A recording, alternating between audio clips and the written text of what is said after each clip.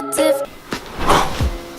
What's up, guys? Welcome back. It's Dylan, or if you're new to my channel, welcome. So last time I filmed the video, I was at my old office space / studio space and did that whole like office makeover with the navy wall.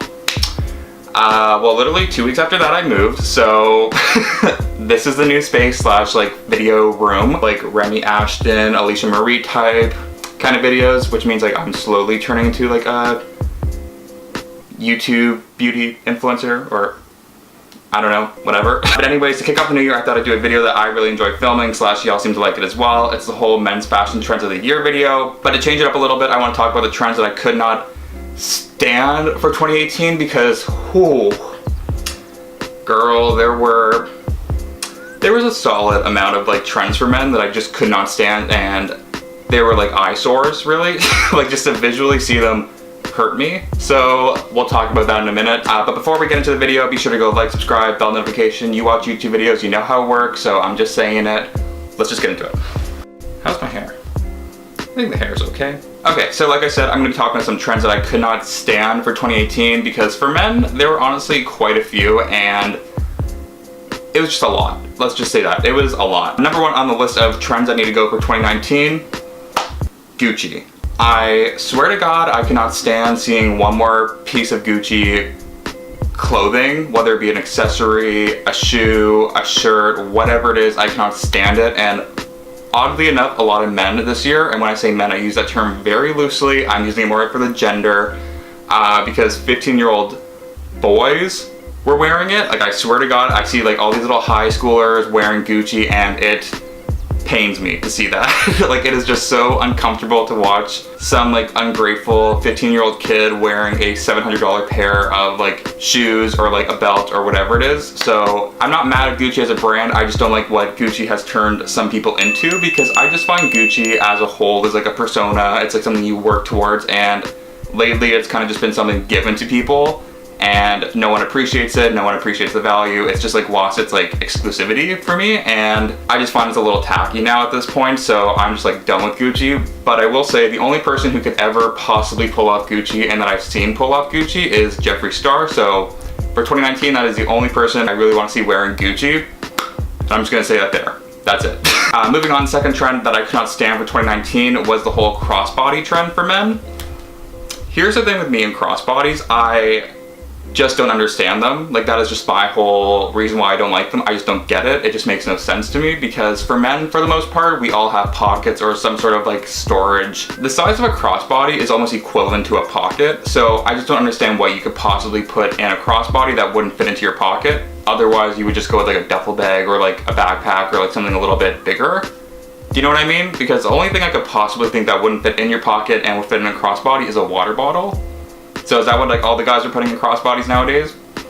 I don't know.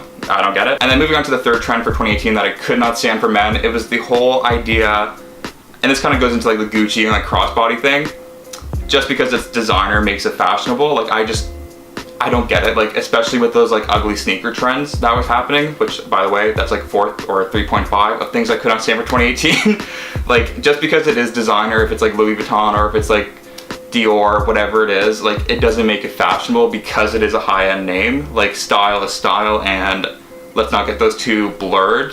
Do you know what I mean? Like, I just could not stand that, and I just find there's a lot of stuff like in 2018 that people thought were fashionable just because it was a high-end name. So that's pretty much all the things I really couldn't stand for 2018. So now that we got all that garbage out of the way, clear all the toxicity, let's just go with toxic, like the toxic crap of 2018 out of the way, let's move on to the good stuff of 2019. So for the trends I have here for 2019, honestly, I just find, like, personally, there was not a huge difference between my last year's video of 2018 men's trends to this year. I don't know why. I just find it's like, this just may be like my own like thinking, really, and it is my own thinking when I say this. I just find because we are so close to a new decade, really trends don't, like, it's not going to change that much from last year to this year. I just think like in 2020 there are going to be more trends, but between 2018 and 2019, not a huge difference. Maybe from what I've seen, it's just like a few trends pushed further. So if there's not a lot in this video compared to last year, that's just really what I've seen. So the first trend for 2019 that I saw, and like again, this is from last year's video, is the whole 70s influence. For 2018, we did see quite a few of like 70s influences on men's fashion, from like the high-waisted pants to like those bowling shirts or Hawaiian style tops.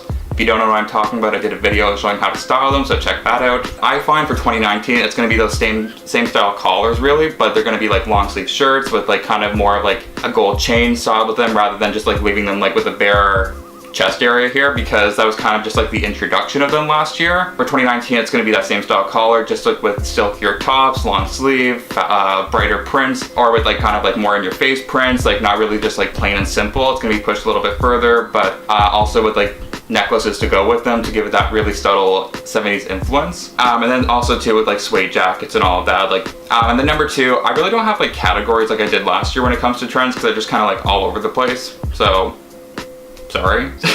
Number 2 is those ultra slim sunglasses. We saw them maybe like 2 years ago. Last year for women, it's like those like very cat-eyed, short, small, black frame sunglasses, if you know what I mean. I'll have images here obviously, but they were very big for women, and as menswear usually does, it kind of takes influence from women's wear. So this year it's going to be those style of sunglasses that are very big. I'm not going to jump on that trend because I have a face that's way too big for them, so I'll just look like I'm like massive.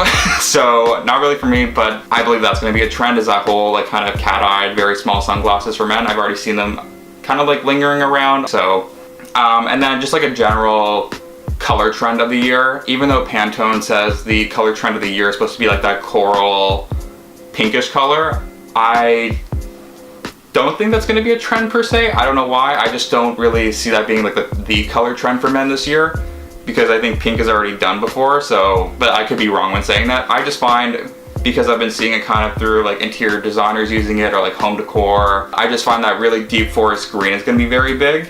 I'm a huge fan of it. Like I said, I saw it on like interior designers Instagram pages, and like people have been using it kind of like everywhere, and I'm just like a huge fan of it, especially when it's done with velvet.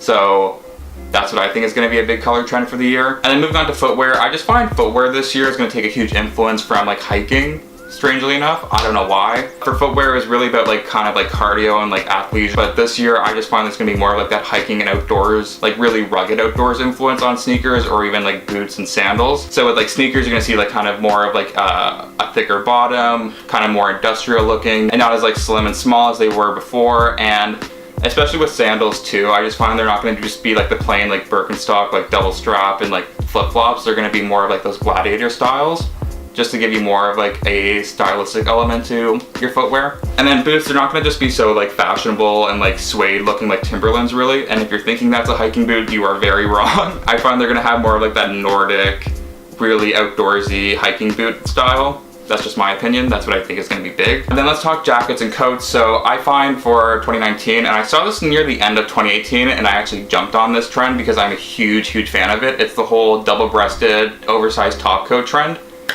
I absolutely love double-breasted. I used to be skeptical of it, but then I just find, because I'm so tall and like a larger person, the single-breasted kind of just like doesn't do much for my body type. Double-breasted really just kind of suits it better, and that's maybe just because I'm a taller person. If you're shorter, you may not like it, but I just find it's really nice on me, and it gives you a little bit more leeway when it comes to alterations, because you can just move the buttons over. So I'm a huge fan of that. So with like outerwear, top coats, all that, you will see double-breasted being a huge influence, and especially like in an oversized style too, not just like very tailored and like kind of to the body types. You're going to see very like oversized, boxier fits when it comes to top coats. And then also, speaking of outerwear, the whole like puffer jacket trend is still going to continue like it was last year, but I will say it's no longer going to be like at the waist anymore. It's going to be probably to like below the knee area, like mid shin. I want to say it's going to be like exaggerated lengths. That's like very big for outerwear 2019.